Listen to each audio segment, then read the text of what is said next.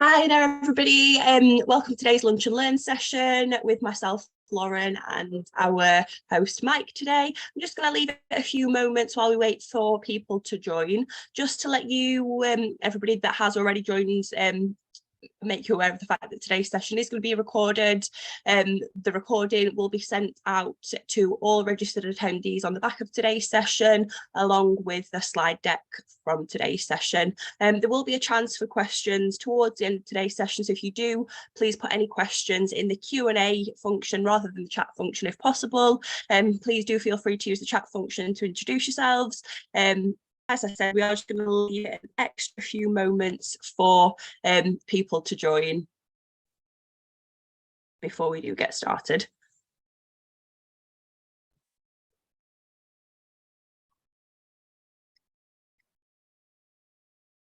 So I can see the numbers jumping up just a little bit. As I said to people who had already joined, that today's session is going to be recorded. We will be sending the recording of today's session along with the slide deck out on the back of today's session to all registered attendees. If you do have any questions throughout today's session, please pop your questions in the Q&A function rather than the chat function. And if you do want to use the chat function to introduce yourselves, you are more than welcome to do so.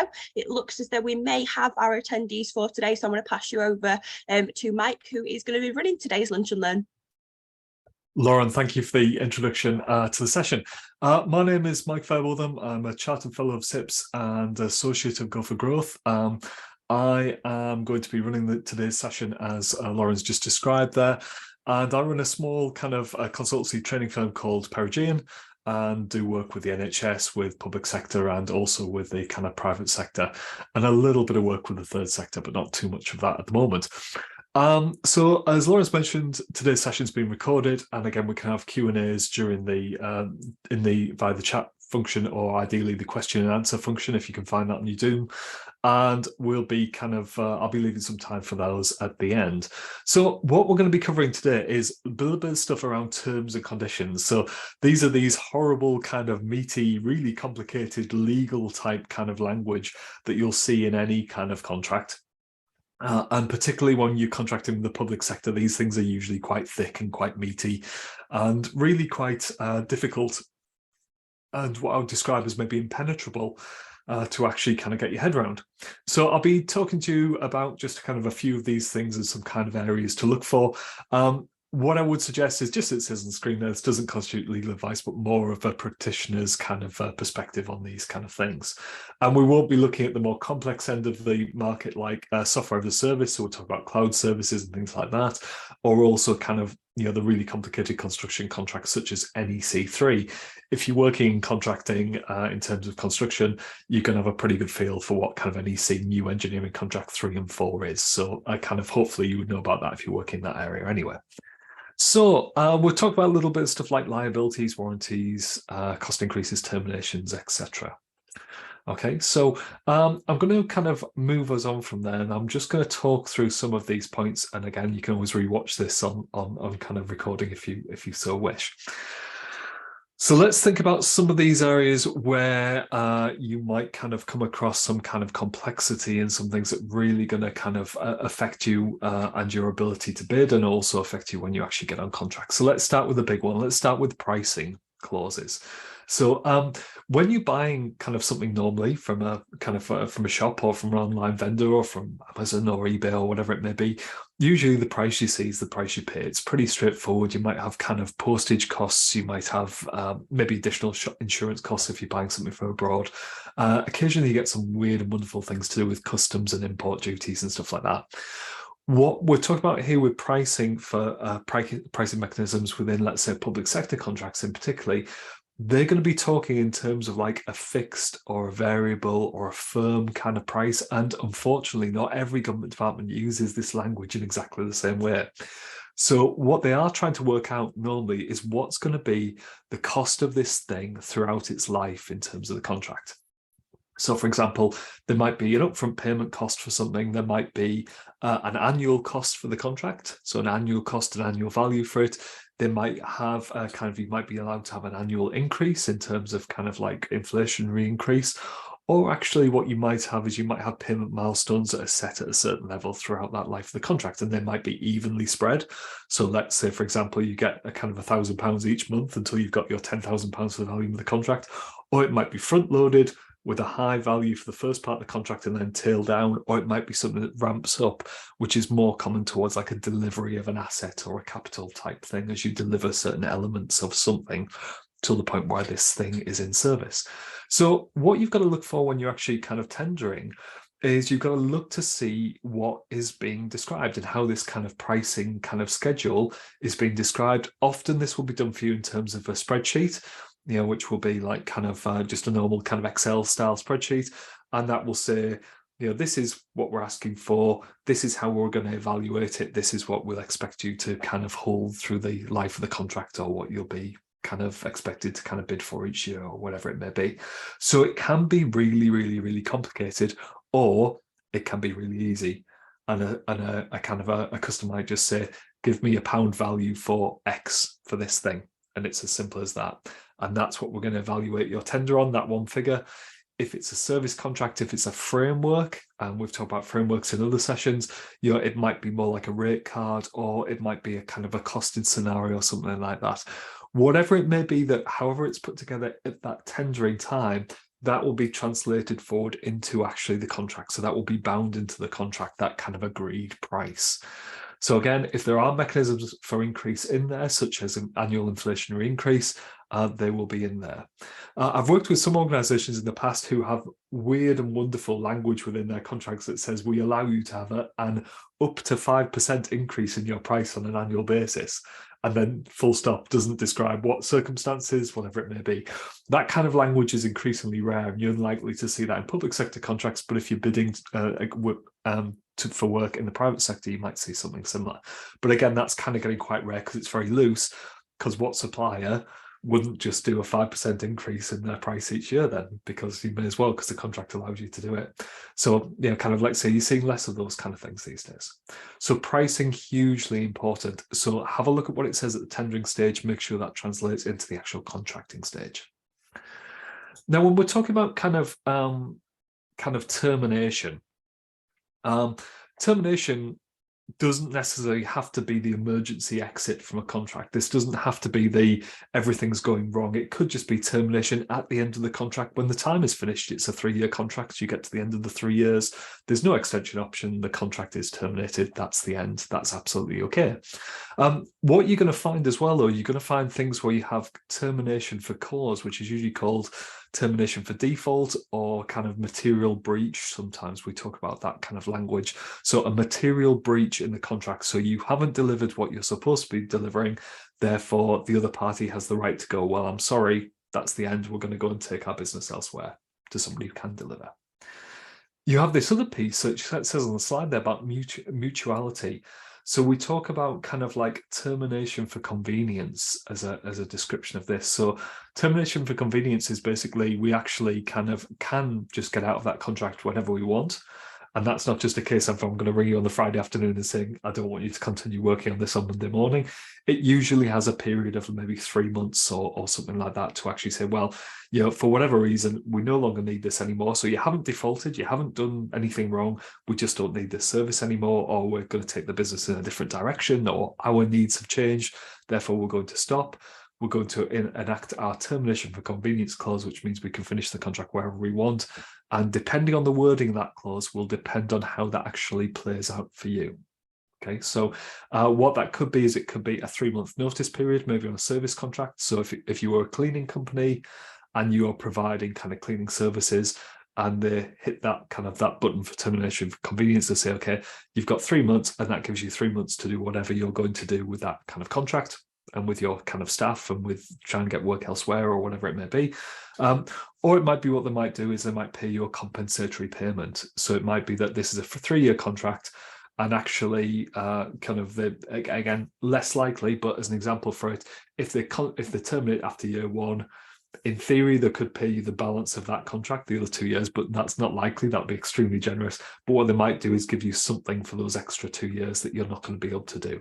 So it's not so much as a kind of payoff or a golden handshake, but it's some kind of compensation for that kind of period. So again, that would all be within your terms and conditions.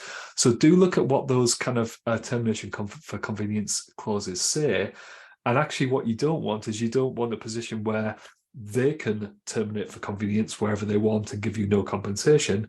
And actually, from your side, you can't terminate at all. You have no ability to terminate backwards that way.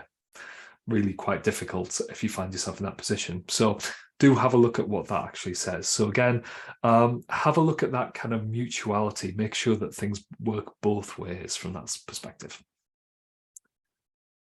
When we talk about warranties, you often hear kind of warranties talked about. So the idea is kind of like, is the product going to be fit for purpose? Is it going to do what it says it's going to do? Yeah. Okay. What does it do? What it says on the tin? And actually, you have a right to kind of to expect warranties when you're buying things, and in the same way, the customer will kind of ask you to provide a kind of warranty for the thing that you're actually selling to them.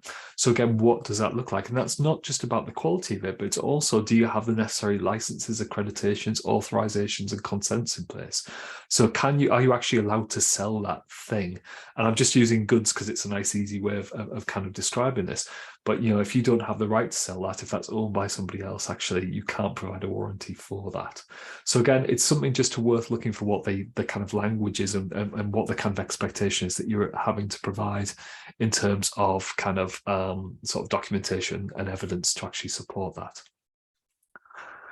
Okay, what else have we got on there? So liabilities. So liabilities and indemnities. So this is where we start to get into that real kind of legalese type language. So your liability is effectively the thing that you are responsible for within that contract. Okay, so I describe this as a bit of a line. So all the liabilities on this side of the line belong to me, and that's what I have to deliver as the supplier. All the liabilities on this side of the line belong to the customer. So for example, sticking with my cleaning service example, I will provide cleaning staff, I will provide kind of cleaning materials, and I will turn up at 5 o'clock every evening to clean your offices on a weekday. On your side of the line there is access to the building, access to the assets. So effectively, if my cleaning staff turn up and they're all ready to go, but they can't get in because you haven't unlocked the door, actually, I'm still going to charge you for a night's cleaning, even though I didn't clean a single piece of furniture or hoover a single bit of floor space or whatever it may be. So when we talk about responsibility for access to the asset, i.e. the building, that situation is on the contracting authority. Responsibility to provide the cleaning staff and all the equipment on time at the right place, in the right kind of location, then that's on me as the provider. So again, who is responsible for what? And we often talk about kind of transfer of liability or sometimes transfer of risk. And when we're talking about transfer of risk, we're talking about actually how can we move that line one way or the other?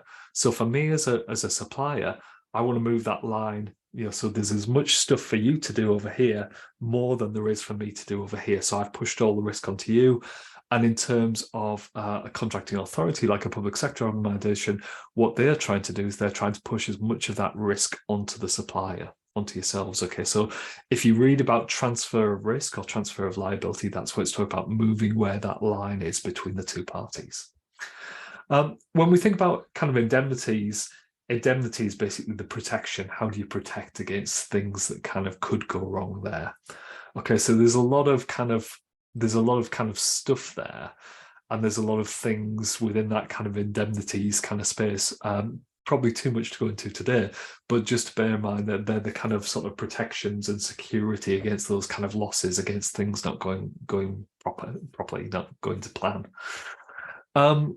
IPR, intellectual property rights, incredibly complex area. If you find yourself in very deep water with intellectual property, you often find, whether you're in a kind of contracting authority or whether you're a supplier, you'll go to a specialist in kind of intellectual property kind of legal advisor. There are lawyers who specialize in this stuff because it is very detailed and it's very difficult. What I would say when we talk about intellectual property, and IPR is intellectual property rights, as it says on the screen there, it's basically who owns what. So, for example, kind of like today's example, while we're talking today's slide pack, the content of these slides are owned, the intellectual property is owned by Go for Growth. I am there providing my kind of presentation of these slides, but I don't own the property of it. Kind of Go for Growth owns the property of those kind of things. So again, it's just about understanding what's what. And actually, when you look at any kind of piece of kit, any kind of service, there's going to be something in there where there's going to be, well, you can break it down. Who owns this? Who owns that, etc. And if you are being asked to kind of bid for a piece of work, do they want you to design the thing and build the thing? Or they're giving you the design of their kind of widget and have asked you to manufacture it, but you don't own that intellectual property. They still own that intellectual property because they've given you the design to make it. But actually, if you're designing it, are you designing it for them? So is it design and build type thing? Or actually, if that is the case, are they expecting to keep the IPR at the end, they being the contracting authority, or do you get to keep the IPR and then can you resell that design to anybody else that you want to? Again, very, very complicated. So think about kind of what IPR might look like and how anything that anybody has created will have some kind of intellectual property associated with it. Like I say, hugely complicated area, hugely deep, but it can be as simple as things like logos, company names, trademarks, those kind of things.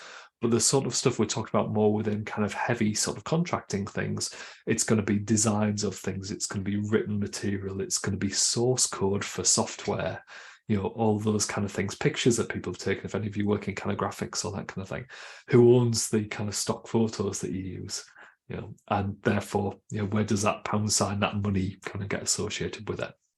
Interesting stuff. In terms of payment terms, most kind of organizations have standard payment terms. And again, there's something called the prompt payment code. If you are doing work with the public sector, you should normally be paid within 30 days. Some parts of the public sector pay within 5 days, which is really quite nice. It's very, very good for cash flow. Obviously, I'm guessing most of you will understand if you're working in any kind of private sector organization, the reason that kind of companies go out of business usually tends to be cash flow related. Again, I know there's lots and lots of different reasons why, but cash flow, I think, is the number one reasons why kind of small and large companies go out of business. And the reason is that you have to pay for your kind of goods and things as they're coming in. You haven't sold them yet, or if you've sold them, you haven't got paid at your end, and you might end up with a gap between those two things. So money's already left your business over here to pay for your supplies, but actually you haven't got the money in from your customers yet for when you've actually turned them into something and sold them on. So also you see my cat in the background there of the slides. So it's one of those things where it's going to be a kind of a real issue there if you aren't paid on time. Now there's an ethical obligation on the public sector to pay suppliers quickly. And then equally, if you are a subcontractor in that supply chain, so let's say you've got somebody up here who is kind of contracted to government, and then you are somewhere down that supply chain, there's an ethical obligation for the flow down of terms. So if government pays the tier one supplier, their main contractor, promptly within 5 days, they will ask that supplier to pay their suppliers within 5 days, and so on down that supply chain. So again, ethical consideration. If we were having this conversation 20 years ago, that wasn't the norm. Now it's something where they're trying to do it to help protect small to medium enterprises. And in all this post COVID-19 recovery kind of stuff, there's a lot of kind of difficulties in the marketplace at the moment, and therefore prompt payment can really help small businesses stay in business. So when you look at payment terms, have a look at the number of days, but also you might have to find that there has to be acceptance of the contracting authority. So it might say, kind of payment will only be released when we're happy with what you've actually delivered. So that can be, that could be delivery of an item, it could be acceptance of an item, it could be commissioning of an item, it depends on what that is. Or it could be kind of, for example, on a training course, it could be we'll pay you when we've got kind of customer satisfaction feedback returned that they were happy with the course, for example. That kind of idea. So there are different ways that can play out, but it will say in the terms and conditions. And it should be fair. There should be nothing in there that you would think, oh, that's really harsh. And if there is, push back. Challenge it. Kind of say, well, actually, I shouldn't have to wait 45 days for something where you're going to get paid in 5 days from your end user of this kind of thing. That's not fair. So don't be afraid to push back on these kind of things. And they may change them, they may not. It depends on the size of the organization. Confidentiality, Really important with contracts. A lot of contracts, in fact, all contracts will have some level of confidentiality in them. Some of them will be very, very, very specific. So, for example, some of you may know from my kind of LinkedIn and things like that. I used to work in Ministry of Defence. You can imagine everything you're working with in that area is confidential. So there's national security elements to that. In other areas, if we're talking more kind of private sector type focused, it will be very, very much focused on kind of market advantage, branding, kind of sales costs, all those kind of figures, all those kind of things. So there's lots of stuff there which could kind of cause a problem if that information kind of leaks out. So again, there shouldn't be anything within confidentiality that will cause you a problem, but you need to be aware that if there's stuff in a contract, you can't just go around kind of telling your friends about it. It's not that kind of thing. It's a lot more kind of, a lot more kind of secure than that for various different reasons. So a few more bits and pieces on this, and then what we'll do is we'll kind of I'll pause for kind of questions at the end of the session. So insurance levels, again, if you're tendering, any kind of invitation to tender or invitation to negotiate that you're doing should tell you what insurance levels are needed. And again, this is your standard stuff. This is your employer's kind of liability. This is your kind of sort of public, kind of liability, professional indemnity, all the things that basically say that you've got some kind of cover there, some kind of protection. Now, I was reading an article actually only this morning, and it was talking about kind of the flexibility of suppliers and customers in these kind of areas. And one of the things that was saying is some organizations will have very, very, very tight protections, which might mean that they ask for a very, very high level of insurance. There was to kind of protect themselves. There was a kind of a contract that I was bidding for a little while ago last year, and it needed kind of, I think it needed 10 million kind of pounds of cover on one particular type of insurance. And I remember pushing back on them and saying, that seems a little bit excessive. All I'm doing is a training course. Actually, this is not kind of life and death type stuff here. And they had to think about it, and they came back with 1 million. Okay, that's probably more likely, because there is potential impact from people kind of taking advice and things like that, which is why we're very careful on things like today. But it's something where, again, don't be afraid to ask what the justification is. If you see a figure like that you don't like in a contract, please do challenge it back. And they might say, this is our standard thing we do for everything. Okay, that's fine. If that's the case, that's the rules of the game. So again, look for those kind of things. Particularly interesting in areas like cyber insurance, guys. If you're doing work with kind of public sector at the moment, a lot of cyber insurance things. So again, don't be afraid to clarify if you need to. Last few bits and pieces on here then, data sharing agreements.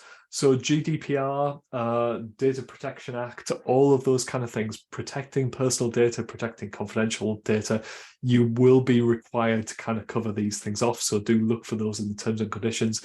They might ask you to give them examples of your data processing agreements or your data sharing agreements, who you share data with, how they manage it.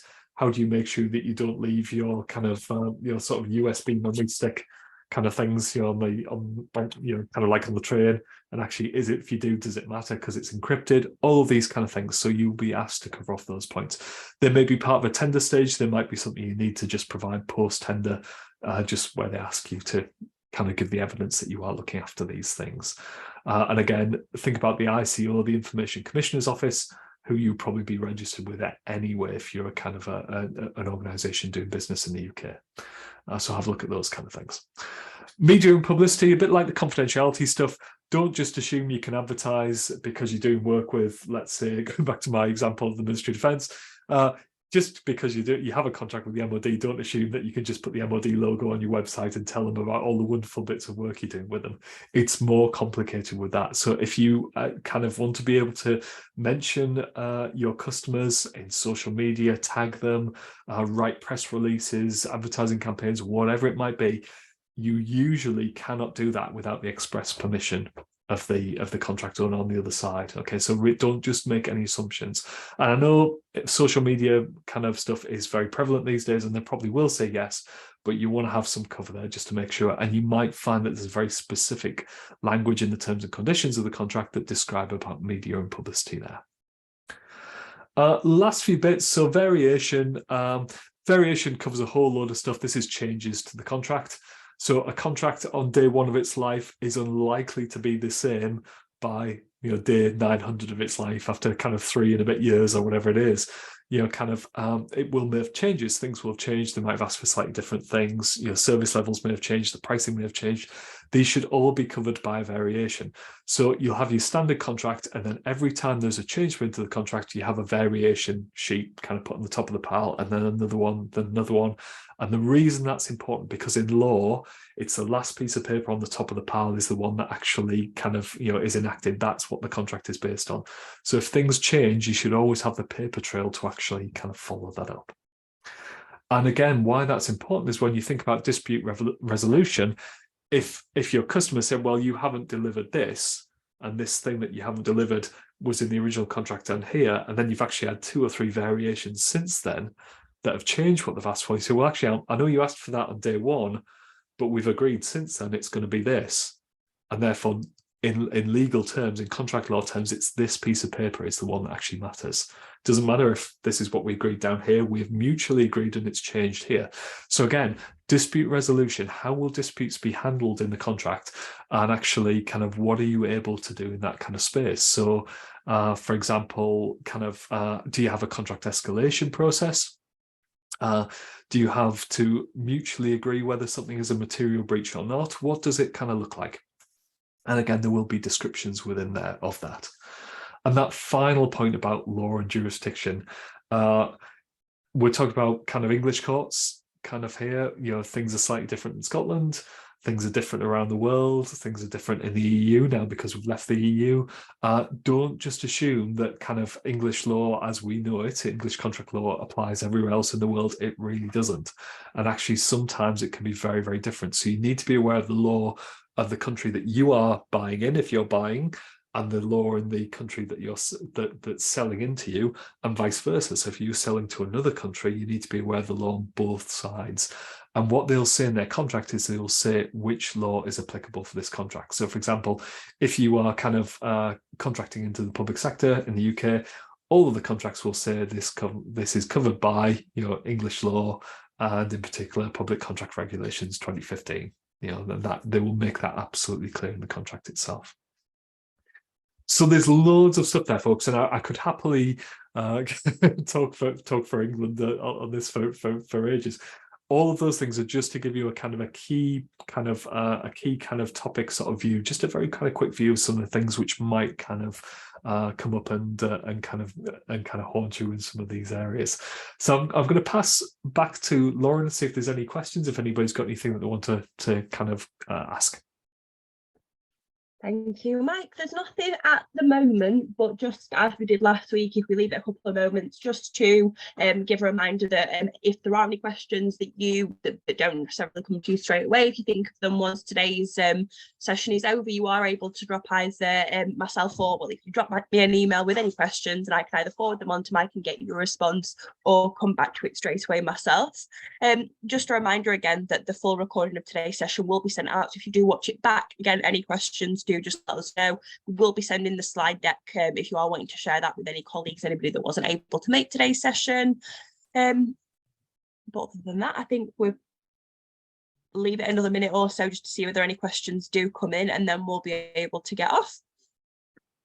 Excellent. Thanks, Lauren. So yeah, just to kind of, while you're thinking if anybody wants to ask any questions, don't worry. As Lauren said, you can always follow up with them. It's a really complicated area. And like I said, these tomes are can be quite scary. So do get specialist advice if you are kind of bidding into government. But hopefully we've given you today an idea of some kind of key terms and conditions and things that might be quite useful for you there. Brilliant. There's still no questions at this point in time, Mike, so I'll end things here, and if we do get any questions, I'll send those over. Once again, thank you very much for attending today's session, and we hope you found it useful. Thanks, Lauren. Thanks, folks. Thanks. See you again.